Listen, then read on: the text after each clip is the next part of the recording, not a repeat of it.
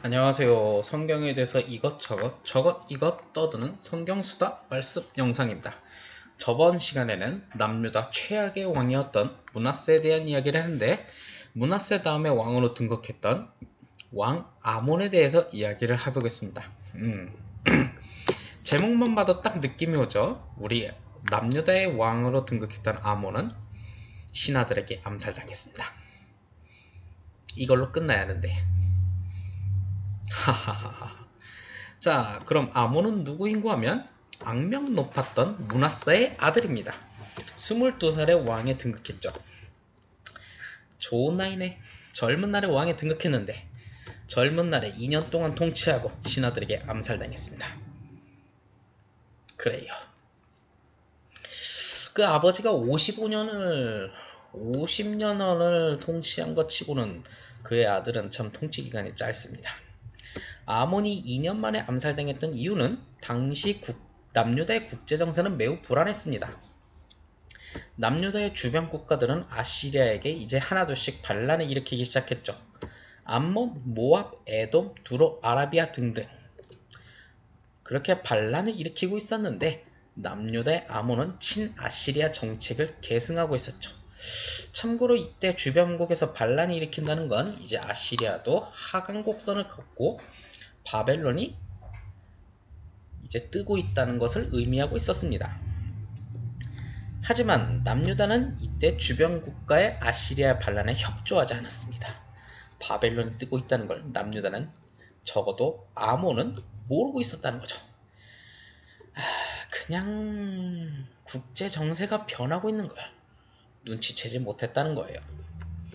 눈치채고 거기에 발빠르게 변하고 있었다면 아몬은 그렇게 쉽게 죽진 않았을 텐데. 그때 당시 국내 정치 세력들 중에 반란에, 이런 아시리아에게 반란을 일으켜야 한다는 것에 동조하는 사람들이 있었는데, 이런 동조하는 사람들에게 아몬은 안 된다 하면서 아몬은 암살당했죠. 차라리 그 아버지 므낫세 때는 어쩌고 왜 아들 때 그랬을까 하는데, 아무래도 50년 동안 왕으로 등극했던 사람의 압도적인 권력과 파워와 포스 앞에서는 못하고, 그 아들은 조금 약했기 때문에 암살에 쉽게 강행할 수 있었지 않았나 하는 생각이 듭니다. 남유다의 아몬이 암살당한 이후가 이제 좀 더 중요한 관건이 있지 않나 하는 생각이 드는데요. 그 이후에 남유다 아몬을 암살했던 세력은 다른 정치 세력들에 의해서 모두 숙청당하고 죽음을 당했다고 합니다. 열왕기하 21장 24절에는 그 국민이라고 되어 있는데, 히브리어 원어에는 암하아레츠,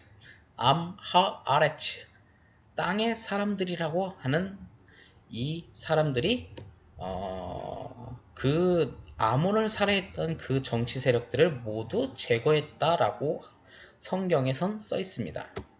땅의 사람들, 어디서 많이 들어봤죠? 지방 세력들이라고 해석할 수도 있습니다. 이 사람들은 친아시리아 정책 노선에서 반대했던 사람들이죠. 신앙적으로는 여호와 하나님을 섬기며 경건했던 사람들이고, 남유다가 자주적인 입장을 갖기를 원했던 사람들이었습니다.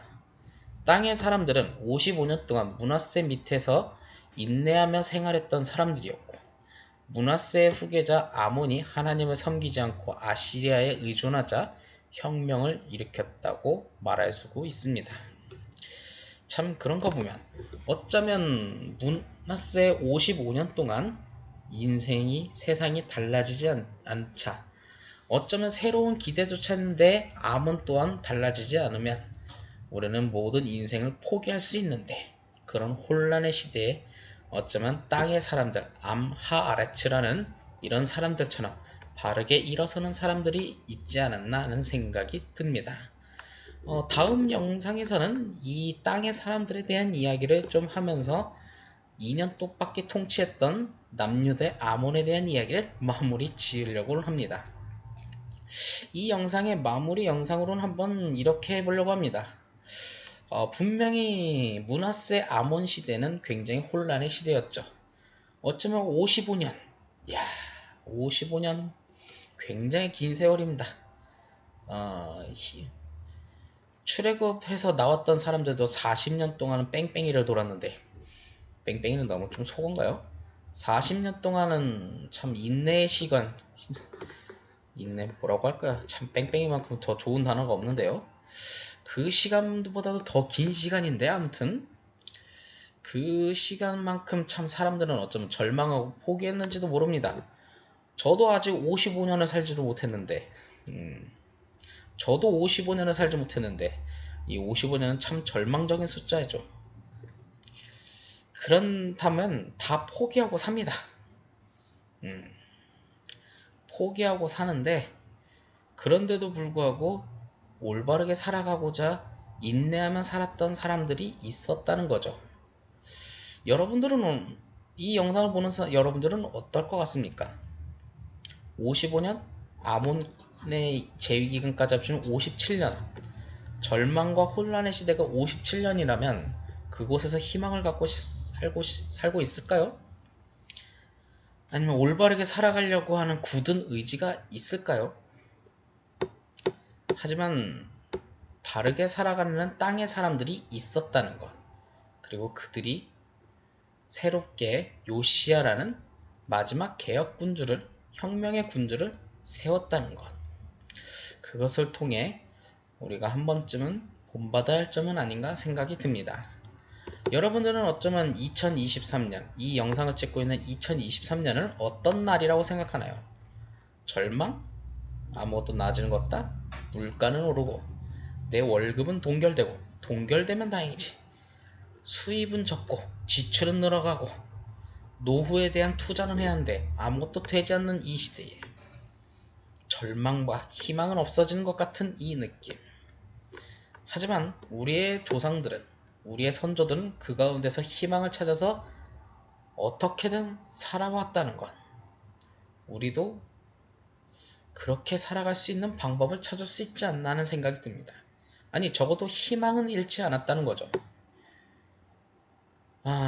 이스라엘 민족들도, 바벨론의 유대인들도, 아니 남유다 사람들도 바벨론에게 멸망당한 이후로 70년 동안 바벨론 생활을 하면서 그들은 희망을 잃지 않았습니다. 왜냐? 예레미야가 70년 후에 다시 고국으로 돌아올 것이라고 했으니까요. 하지만 누구 하나 현실적으로 70년 후에 회복될 것이라고 믿었을까요? 하지만 예레미야의 그 예언을 믿고 살아왔던 사람들은 70년 후에 다시 고국으로 돌아왔습니다. 에스라, 느헤미야와 같은 지도자들, 아니 스룹바벨, 에스라, 느헤미야와 같은 지도자들을 통해 다시 돌아왔어요. 그렇다면 우리 또한 하나님의 말씀을 통해대로 나아지는 것 같은 절망적인 상황이지만 하나님의 말씀을 믿으며 우리도 믿음으로 살아가야 한다는 것이 중요하지 않나 하는 생각이 듭니다. 혼란의 시대에 땅의 사람들, 암하레츠, 이런 사람들처럼 바르게 일어서는 사람들이 있었다는 것도 우리가 생각해 봐야 할 것 같습니다. 그리고 여러분들도 그렇게 살아갈 수 있는 귀한 사람들이 되기를 간절히 소망합니다. 오늘의 영상은 여기까지입니다.